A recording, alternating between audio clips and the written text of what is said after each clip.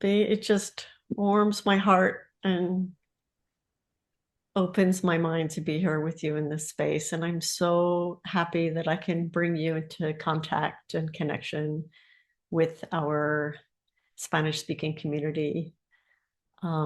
Since we met last year, year before last, whenever that was, a year before last, I think.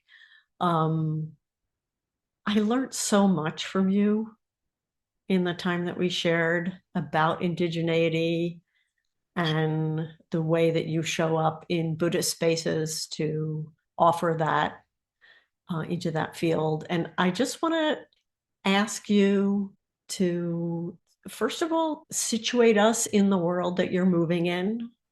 Well, first and foremost, in the best that I have, hola, ¿cómo está? Me llamo Beatriz. I am so grateful to be able to co-create an opportunity to share more about my road in the Dharma and how that um, is equivalent to me to my practice and my indigenous-based practices, my relationship as an indigenous person. Um, And first and foremost, because this is my way, this is how I've been taught, and this is what I believe is an aspect of Indigenous life, is that I want to first start by honoring just the ground that we're on.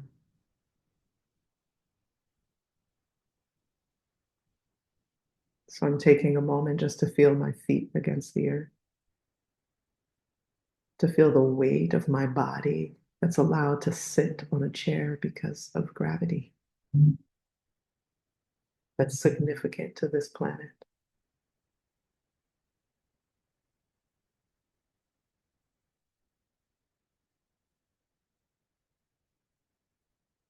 And taking a moment to be aware of the production of water or saliva in my mouth that mimics the waters around me.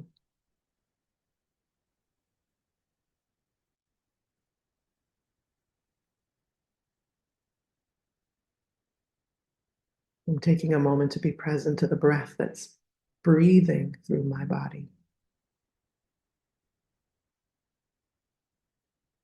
made possible by the trees and the plants.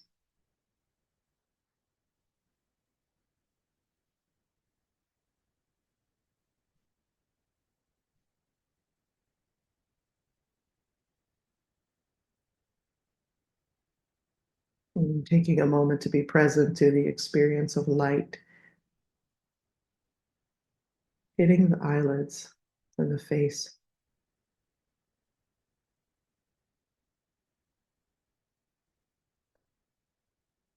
and giving awareness to a new day,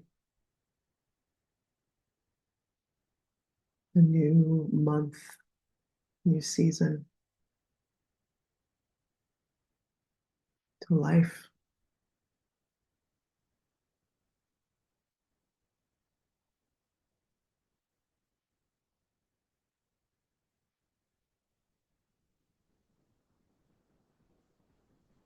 And then I'll pause now to give thanks to my family, those who birthed me, those that are chosen, my spiritual teachers, friends, and elders, and my ancestors who made and who continue to make my life possible.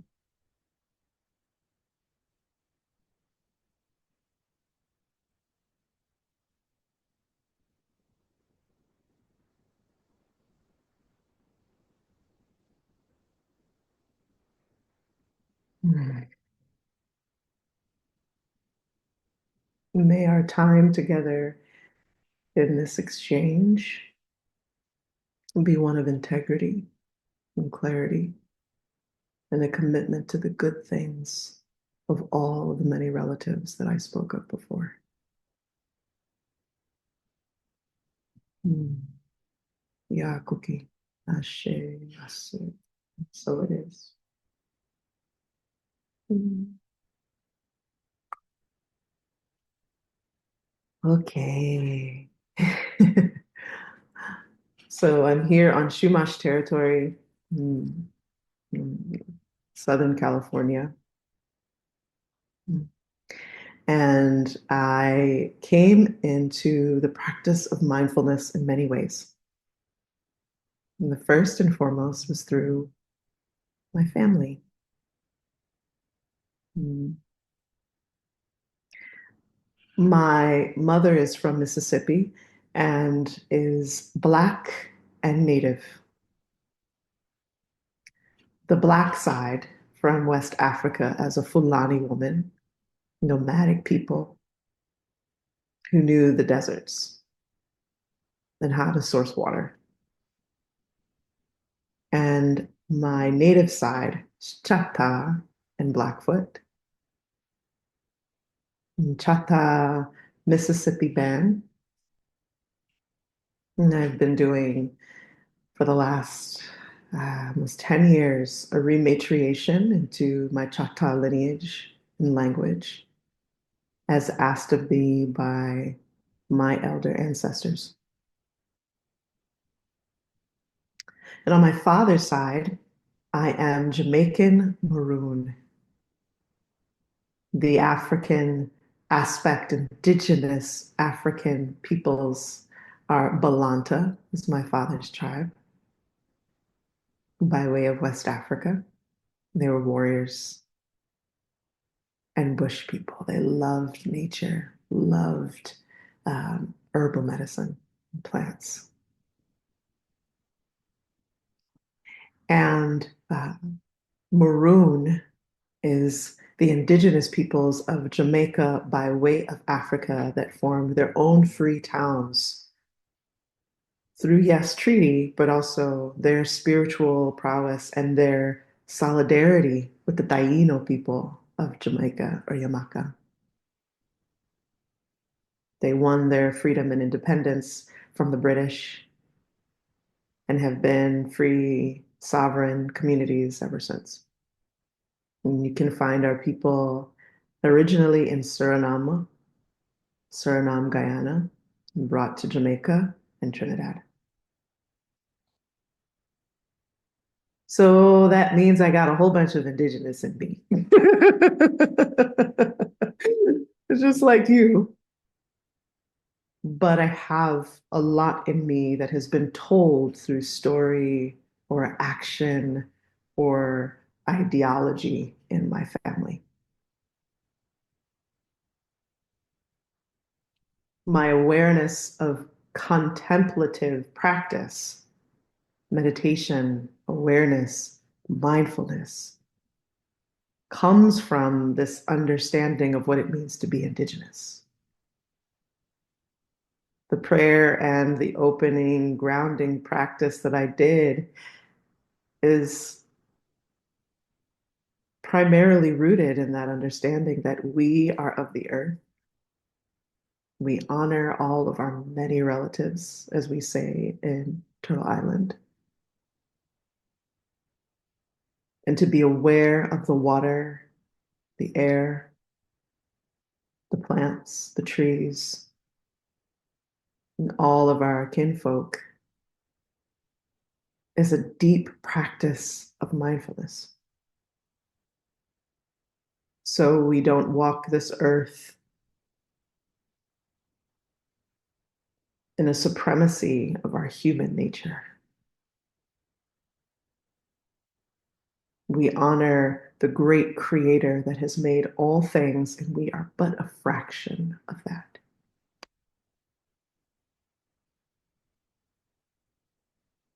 Interbeing.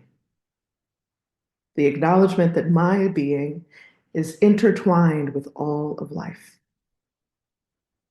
A dear teacher of mine, Thich Nhat Hanh, a Vietnamese teacher in Buddhism, master teacher, who was, nominated for a Nobel Peace Prize by Martin Luther King, a Black man. who knew that his vision of peace and the interbeing of all life toward that could work together towards finding freedom for everybody felt true to his cause of civil disobedience. So Thich Nhat Hanh, taught a lot about interbeing, as he not only saw it through his tradition as a Buddhist, but also his life as a Vietnamese man, looking at the rice fields, watching his elders, this relationship to all of life and paying attention to it, not taking it for granted. One might say is the essence of what it means for many indigenous communities. I studied this concept of indigenous for myself, but actually as a path of my practice in the Dharma, in mindfulness and meditation in Buddhism. I had no knowledge then that it would be the very thing that I would teach now, but it is. I really did it for myself. I had a teacher, I have a teacher, her name is Tia Strozer, and she is a Jewish um, elder, senior Zen priest through San Francisco Zen Center. And she taught me very early on about the aspects of Zen that were deeply rooted to the earth.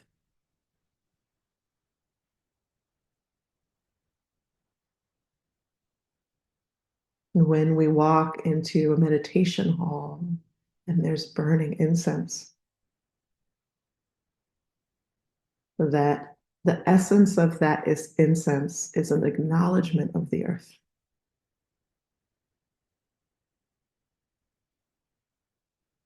That similar to native traditions, when we burn certain plants, the smoke from it, or we light a fire, the smoke from it connects those that are here to our ancestors or to the heavens, lifting our prayers and our intentions for our world.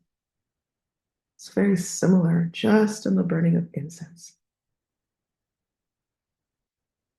So it was teachings like this early on in my practice that made me think, there's more to learn here.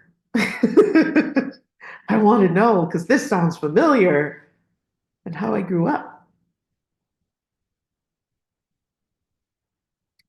So, in addition to my family, the family that became my spiritual family also helped me to understand the my definition of indigeneity, as especially as it relates to contemplative practice or Buddhism. And I would say beyond that, just how to be an upright human being in this world. This isn't about my tradition or spiritual or religious practice. This is about my spirit, how I choose to live this life.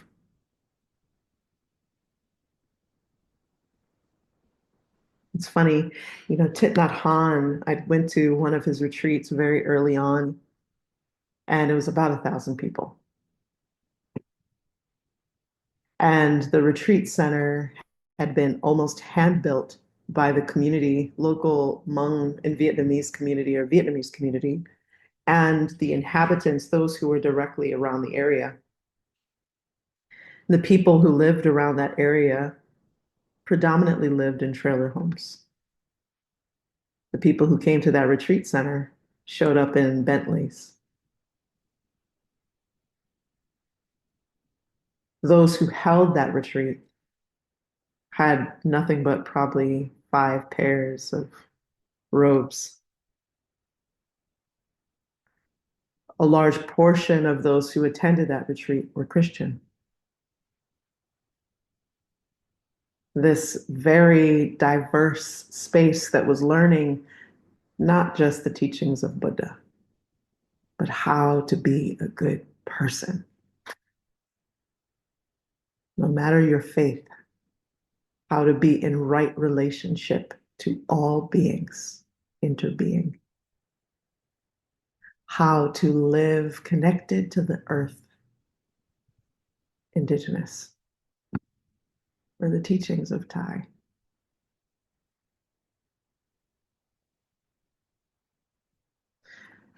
So my spiritual community really helped me to understand what it meant to be indigenous. In other aspects of my life, I went on to develop a school called Song of the Spirit that I sunset now and focus on one particular project of that school now. But it was a school to help people rematriate to their indigenous traditions globally. And so learning the language directly from a community partner and or elder teacher of mine in that land and or space. So for example, in Anahuac, Temi is the dear elder who was teaching Totekayo to family and community of Anahuac who wanted to rematriate into the indigenous language and lands of what is known as Mexico. We also had Yao in Ghana teaching Tree, Foluke in Nigeria teaching Yoruba, and so on, Zimbabwe, etc. But my desire was to, in that, similar to what I had learned in all of these different places, like my desire in this school was to help recenter the wisdom of indigenous peoples, cultures, and traditions. And to let us speak it ourselves, not let it be taken away and someone else teach it, but to allow for those who are often unseen to really be heard and known for our sciences, our practices, our relationship to the earth, our spiritual tradition, and our wisdom that can help support our world to being better.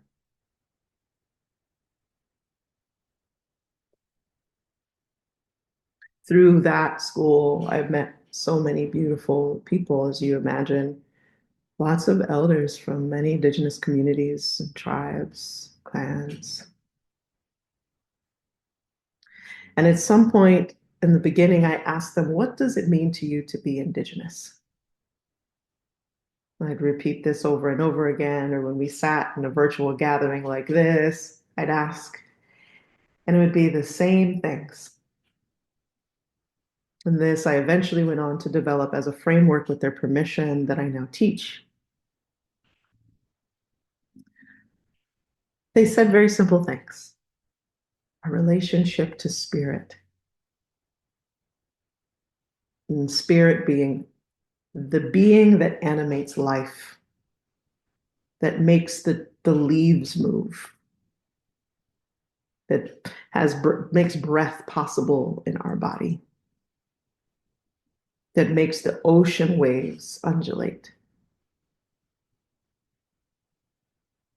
Spirit, in the many ways that we call that. 2, our relationship to this planet and to the cosmos, but mostly this planet, to the soil, to the water, to our animals, how we are in relationship to it, how we hold it, how we take care of it, how we honor it, how we sing to it, how we make offerings to it. That how we take it, don't take it for granted when we sit and we eat a plate of food and we look at it, when we pray over it. Yeah. How we honor the farmers that brought us our food, how we center those who really work the land. Okay. So that's two. Three, our purpose. Purpose. Malidoma Somé, who was a very incredible teacher, I highly recommend his book of Water and Spirit, which is an autobiographical book, though it reads like fantasy. He's from the Dagara people in West Africa. Sorry, East Africa. He speaks of this relationship to purpose as being what is the fourth point, a contribution to community. And purpose in some native traditions here on Turtle Island are like like when you go on, there's a thing called a vision quest. You go through a rite of passage at a particular age, and some still now practicing traditional communities, native communities, where a young person goes through a series of different rituals that help them to figure out what their purpose is in this life and what they're meant to do for their community, their tribe, this world. To understand what their quest was to coming in this lifetime. This is very similar in so many indigenous communities. That you came here for a reason and put it to good use. So purpose. In one of my traditions in Yoruba, in Ifa, we would say it's related to something called Ori, O-R-I. And this is like one's highest self, the knowing self that has and holds the purpose or destiny of a being. And then the fourth, community, family, our global world, your relationships.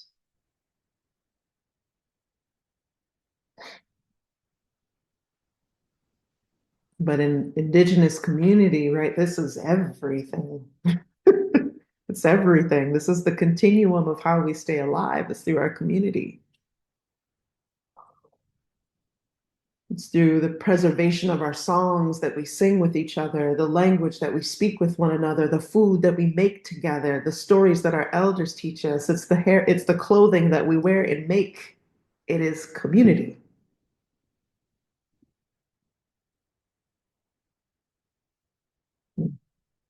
Some part of that just made me a little sad. I think it's because I've also, throughout my time creating Song of the Spirit, a big reason why I made the school is because I was clear that many, especially during COVID, many indigenous communities that I attribute to ensuring that our planet keeps spinning. That's how amazing indigenous communities are to me. But there are many indigenous communities who are now on the brink of going extinct, completely dying off because of the loss of language, because of, in some cases, the necessity of having to sustain themselves. So young people leave and go into the cities and westernize and don't come back because of the degradation of their community that isn't the humankind, but the forests, the jungles. And I know I'm speaking to the choir, you already know.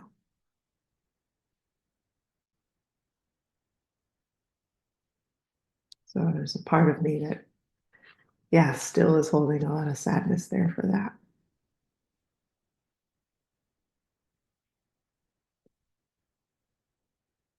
So when I speak of indigenous, this is what I mean. Those that hold a significant day-to-day relationship to those four things. Their waking moment is an awareness of those four things. They rise with the sun to do specific prayers to honor the earth, or before their feet touch the ground, they hold their head and honor their purpose in this life.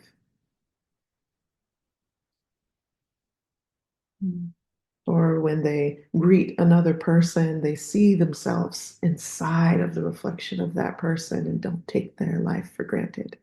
This way of being, my elders and teachers and community have helped me to learn means what it means to be indigenous. Not native. I want to make that a very clear distinction. And I say that as someone who is native.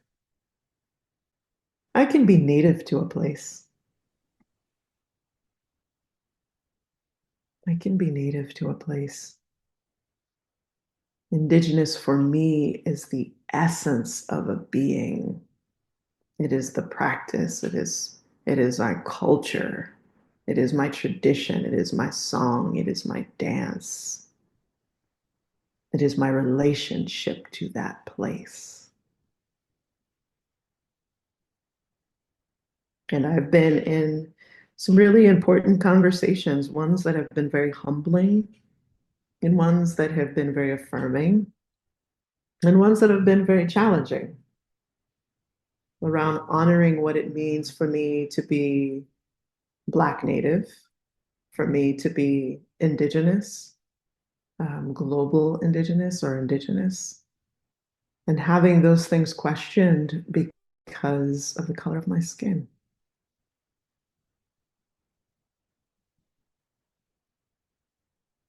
The continent of Africa is where we found the first bones of all beings. One might say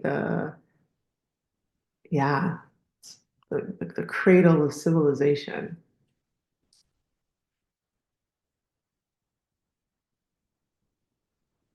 And yet, because of Westernization and colonization, most specifically, the fear of Blackness and the stories told about my and your people have stripped it of the dignity of what it means to be indigenous to the planet.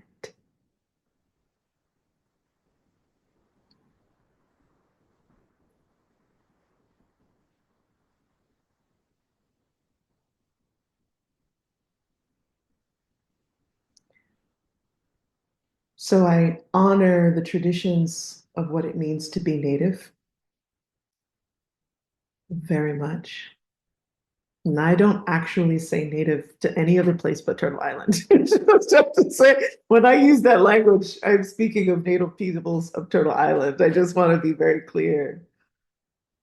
Every other place that I go and I meet indigenous people, and I also call them indigenous as well. I call us indigenous because that's our unifier. And I would love for us as native peoples to keep seeing that.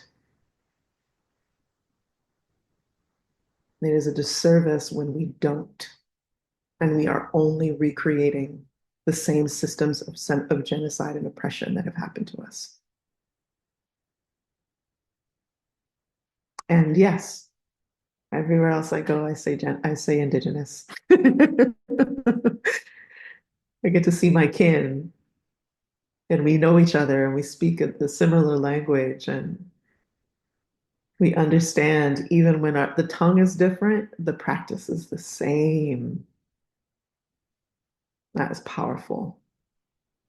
It's a powerful gift, a powerful medicine, and also one that our world needs now more than ever. I believe indigenous can connect all people. And it does, and I've seen it.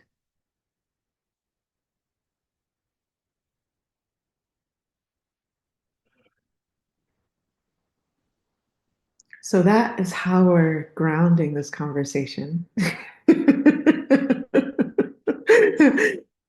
That is how I enter into a dialogue about the Dhamma and or mindfulness, meditation, Buddhism, through this understanding of it as an indigenous practice, an indigenous tradition, one that came very much from the earth,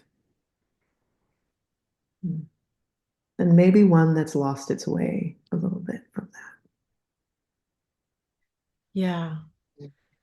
And I would like to invite you to explore for people whose spiritual calling or nourishment is coming from the Buddhist path and who might be interested either in them re-indigenizing themselves Mm, or understanding what from either their indigenous ancestry or mm, neighbors might nourish their Buddhist practice. mm, What would you say? What do you see for mhm. them?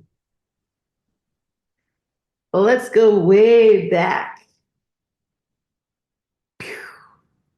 So the origin of this beautiful Buddhist path, right? Let's really talk about the origin. And you've got Damcho here who knows even more than I. But from what I gravitate towards, or the kernels that I really hold on to, was that this path and tradition was surrounded, and I say path and tradition, right? Because it came out of this being that was surrounded left and right and center of traditions that were incredibly earth-based. Hinduism, right? Like we're talking about traditions that ate indigeneity as breakfast in the description that I gave. So it would be very hard for what we know as Shakyamuni Buddha to not be impacted, even intuitively, by some of those four things that I mentioned: community, sangha. I could go on and on and on and just describe those things. It would be very hard. It was the culture of India and Nepal, the culture, the people, the sound, the smell, the taste. That is what it was. So I like to remind people that this tradition isn't just what happens on the cushion and or was just created by what we see in our Western Dharma centers. It was the culture of a people that influenced the path and the life of a being that then continue to do that over and over and over again for forever. you know So one, I just want to honor the people of Lambadi, Nepal, our family and our community of South Asia who have held the roots of this tradition, the lands, the Himalayas, the trees, the mountains, the rivers, that is this tradition. Okay.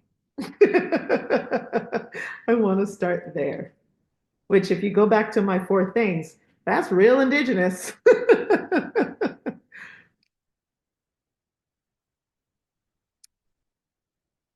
So first and foremost, I'd like to suggest first noticing, wow, okay, what in my culture uh, may be similar as we keep going through what I'll share in how I grew up, or how the lands look, or how we honor our lands, or the songs that we sing.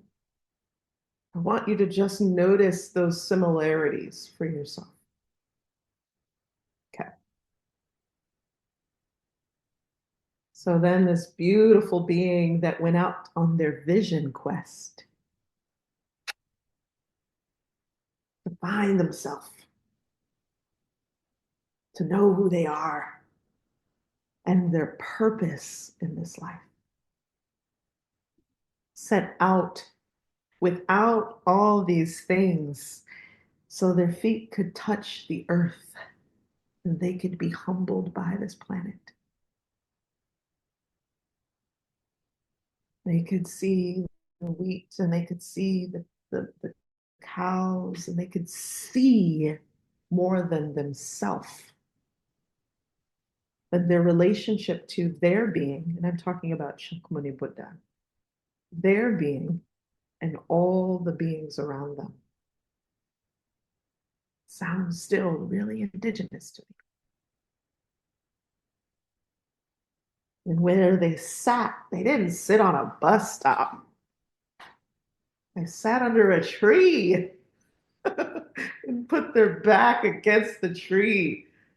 Oh my gosh, with this beautiful shade, I'm imagining it offered from a very hot, sticky place. And watch spirit as it moved through the leaves and the plants and felt its connection there. And that same breath and air and animation that filled their body. They were now one of it. And yes, I know I'm using they and them, I'm doing that intentionally, but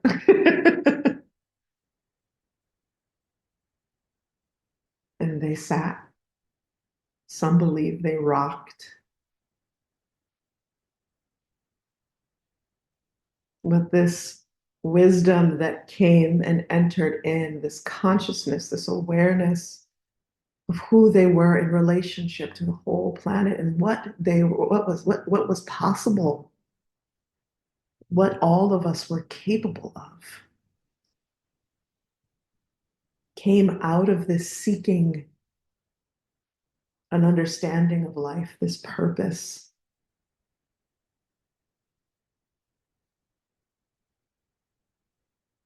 The knowing that there was something more sacred and significant than being a king, or what he was destined to become, a very powerful warlord.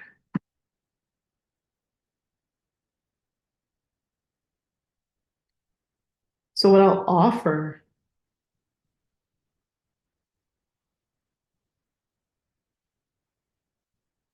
is first and foremost, there's not much when I think of global indigenous peoples, and similar to Buddha, who lived in community and or a world or society where, though there maybe it might have been much more prevalent, right? There was still opulence and forms of capitalism. There was still the things. But there was also this presence of indigeneity that was buzzing around them constantly in life. These rituals and practices, and it was present. And I would say the same for many of the places where we exist. If we look for it, we will find it. And so seeing and or being with that expression of indigeneity that exists in small and also very profound ways throughout your life, whether it is your claim of being indigenous or not, you will see that it is pervasive in your everyday life. Many of you already know that.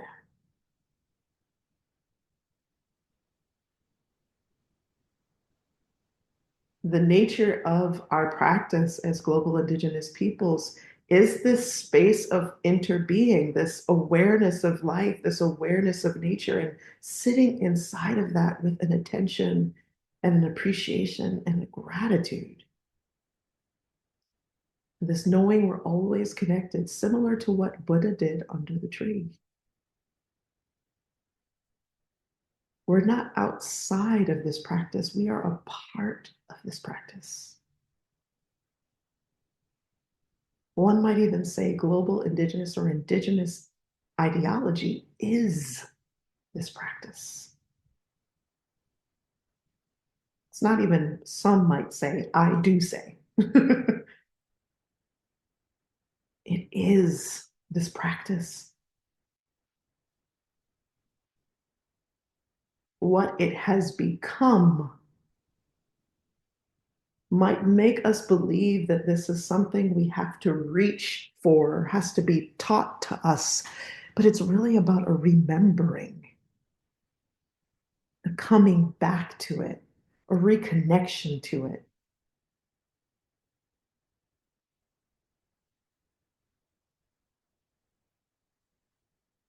It's about our work decolonizing the self to recall our many relationships to our planet and all beings.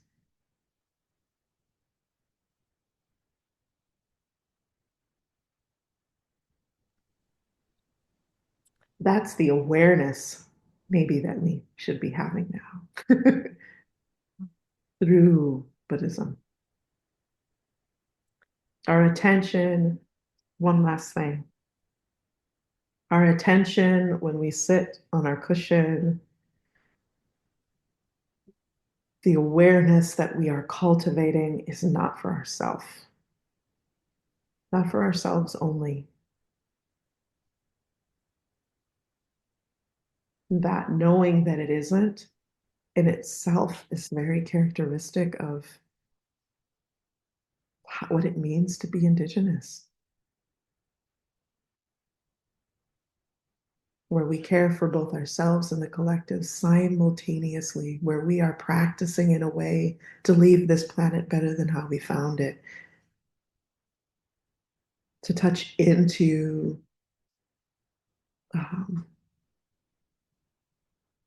that spirit that animates all of life when we're sitting there cultivating that presence on the cushion. That understanding of the collective is the antithesis of colonization, the antithesis of westernization. And so, where we see that showing up in our Dharma halls or Dharma communities, please know that that is not a marker that you are doing it wrong. That could be a demarcation that how you show up when you think and or feel in your indigenous way culturally there on your cushion is actually the practice.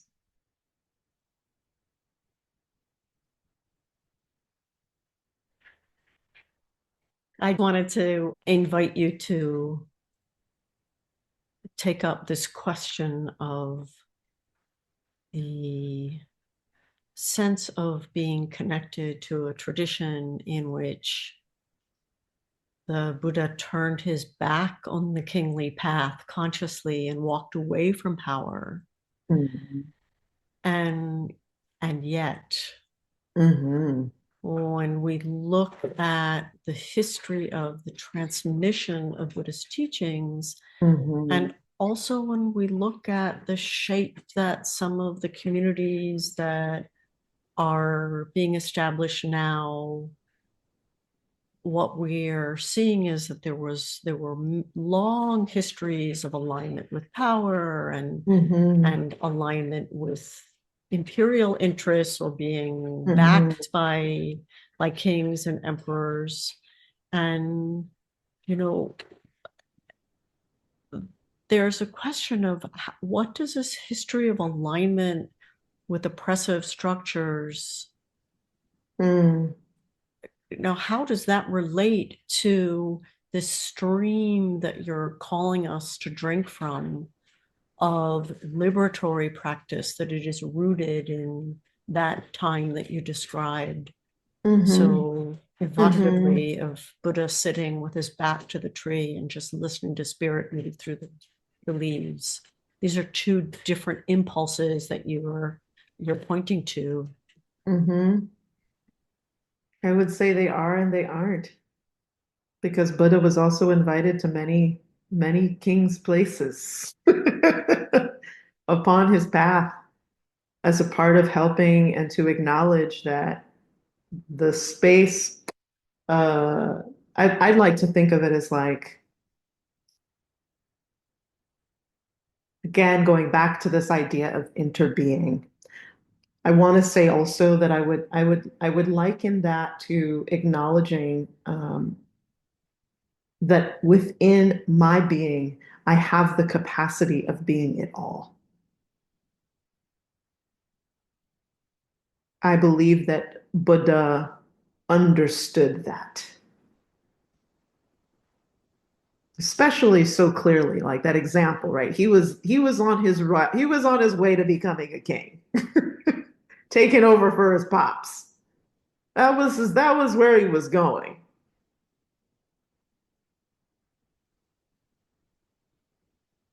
And I think he understood he chose a different path. I don't believe he turned his back on those beings or that essence or quality of being, which is that desire for power, that interest of wanting to be seen, leadership. I don't think he turned his back on it as much as he was aware of what it could do, i.e., the cultivation of awareness. And I think in our practice, the practice in itself for me has just continuously been about choice, choosing, choosing, choosing, choosing, choosing. And I've become aware that I have the ability to choose. And that makes me very free. No matter what any government or society wants to tell me, I am always in this ability to choose in each moment how I want to be. That is what I practice towards. And so I believe when Buddha was going to these palaces and invited by these kings and asked to really teach the practice to help support them rounding out and or learning the things that they missed, I think that he understood that this was not only it was, I won't say it was a part of his purpose only, because I have to be mindful of that too, right? Like when, and I think this is can be the monastic way, right? When we then, and I liken this sometimes to Christianity or other tradition, all of our traditions, any tradition where we can be so dogmatic that we then start to proselytize because it is my responsibility to teach and to teach you what to do and how to be. I don't think that's actually what he was doing. I think he was invited to share what he experienced in his life. And it was pleasing and powerful because they could see it in action.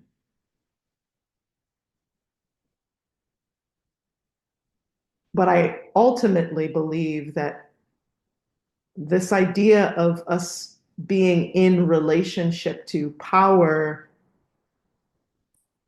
well, I have lots of thoughts about that, so I'm going to put that one over there for a second. But being in relationship to systemic power, institutionalized power, as this has been primarily the spaces where this has been transmitted, there's lots to say about that. But I think first I'll say from the storytelling of Buddha, this was a vehicle to help that was a part of his path, and very specifically his path.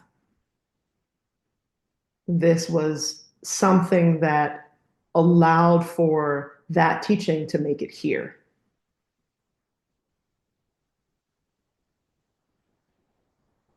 Because of his teachings, I know he went into those spaces without the judgment or aware of judgment, so that the transmission and he, one could say, be used by spirit to offer what was needed there, the medicine.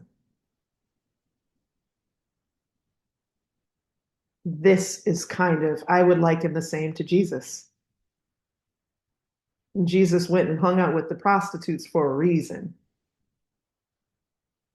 right? This idea of being used by spirit because you now understand your purpose after the vision quest. There's a way in which you get out the way. Now, if we're talking about the way in which we as beings use the power, this is also something I think he was aware of. I think we can be aware of.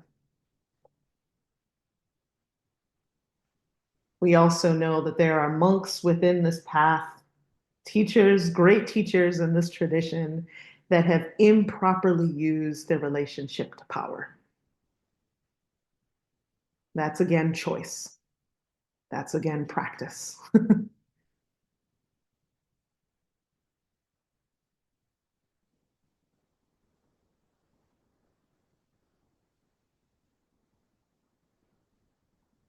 I don't know if I would say, and this might be a bit controversial, if the institution, quote unquote, is the issue as much as how it's identified, how it's held, what it is, what it represents, how they're conducting themselves is more the issue. Plum Village happens to be an institution for Thich Nhat Hanh, and I love so many of my teachers there. And many people have found their path through being in that space.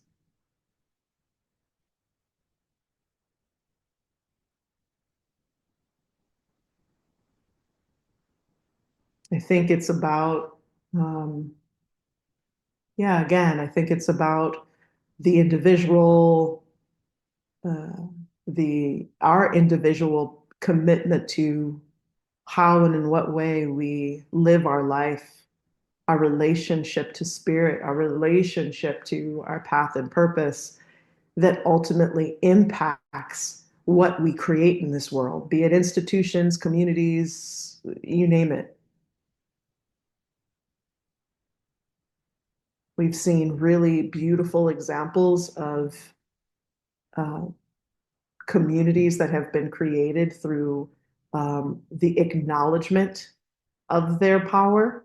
And we've seen some that are absolutely terrible. I don't believe power in itself inherently is terrible or bad. I do not. Power to me is equivalent to force. Force is the same thing as I would say is the energy or the will of spirit. It is not something that I deem as terrible or bad characteristically.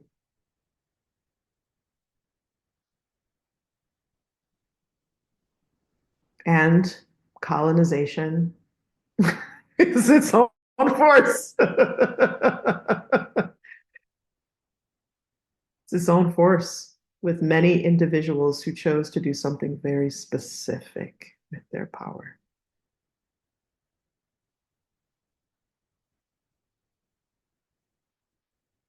The Zapatistas are a force.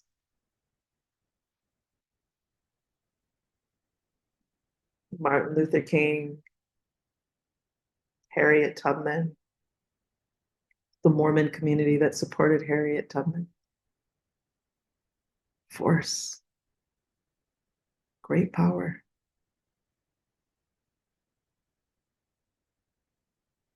Angela Davis, great power.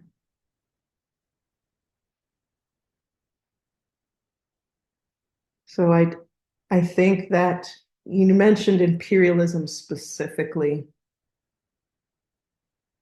I also refer to it sometimes as colonization. And I think in my desire to recenter the wisdom, the people, the culture, the true force that is this indigenous tradition, our indigenous ways, indigenous communities, indigenous peoples. I'd like to give less attention to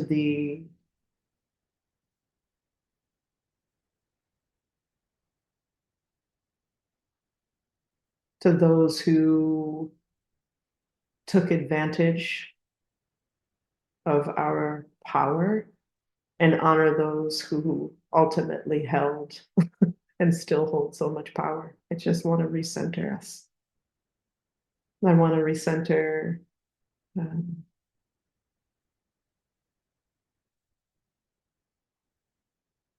spirit.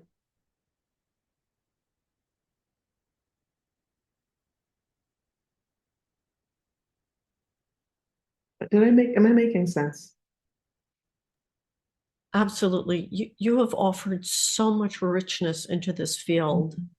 I kind of just want to stop and like have some sort of final question because we're already at an hour and that's how long our talks are. And I don't see anything I want to edit out, It's which is kind of a problem. Usually, like, I got it's a lots of, long one. um, so yeah, I mean, I'll find a little snippet here, like when you asked me, Mhm. oh, was that right? And oh, you had your hand up, like I would take that out, which would give us about 10 seconds maybe. I want to ask you like some kind of, Framing to close it.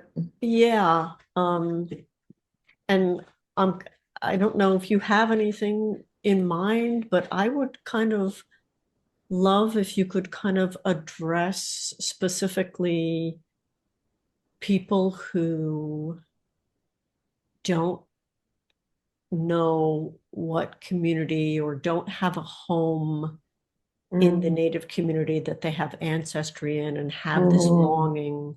mhm. I'm not quite sure how to ask it. Yeah, Or I maybe think you you can did. just, I think you did. Yeah. okay. Yeah.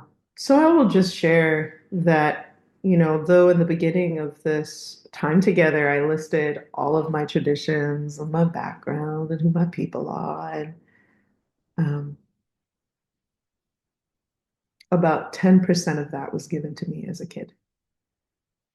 And even growing up as an adult, the 90 I went to go find.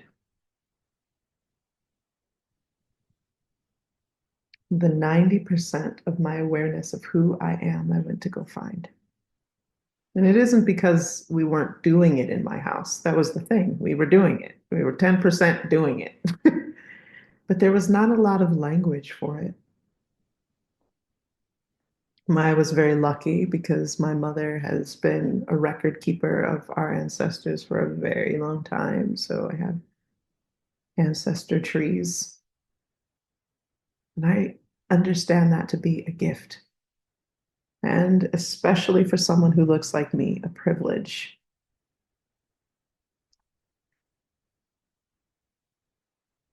And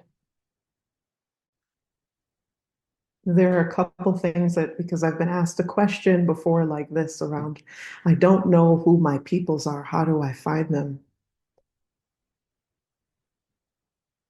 How do I teach this framework to community who has been adopted?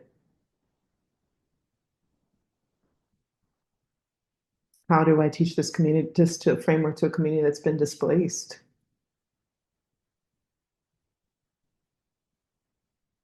The reason why that 10% was such a powerful gift and a seed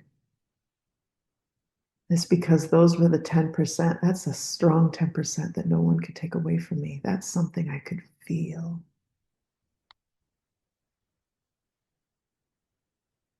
I'll tell a little cute story. I was about 4 years old, and I was being watched by my grandfather, my great uncle on my mother's side, and my grandmother on my father's side. And they left the back door open.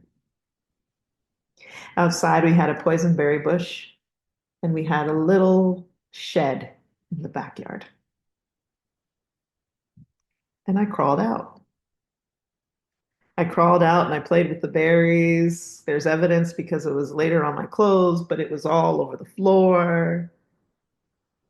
And then I crawled out some more. When I crawled out and I laid and was found fast asleep, surrounded by bunnies behind the shed.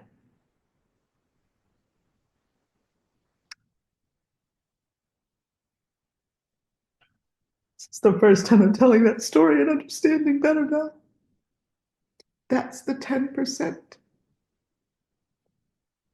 My relationship to the planet, to spirit, to my purpose was all in that one moment. can take that away from me. There are moments when we are in deep relationship with our planet. There are moments when we sit at the foot of elders and just want to hear stories. There are moments when the tongue, the sound of our language that we haven't learned, we hear and it strikes our body like a lightning rod up our spine. There are moments when we taste something and it feels so familiar, but no one's ever made it. There are moments when intuitively and instinctually we know the truth of who we are. And it's in the body.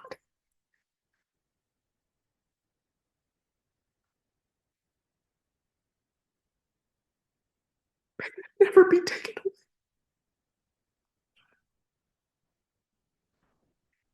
And that's where we begin our practice of remembering who we are, rematriating to ourselves with honor and integrity, going to find our ancestry. I hope that answered your question.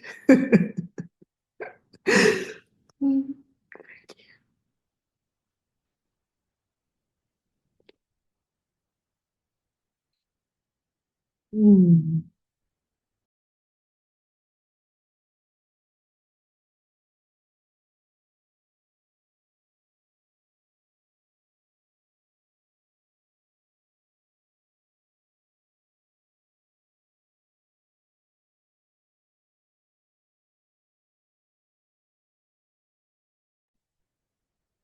Didn't expect that one. May these words that we've shared fall like berries on a hungry earth. And may all beings looking for their home fall asleep on the earth and awaken surrounded by their furry relatives feasting on their quest. Thank you. Thank you for these gifts.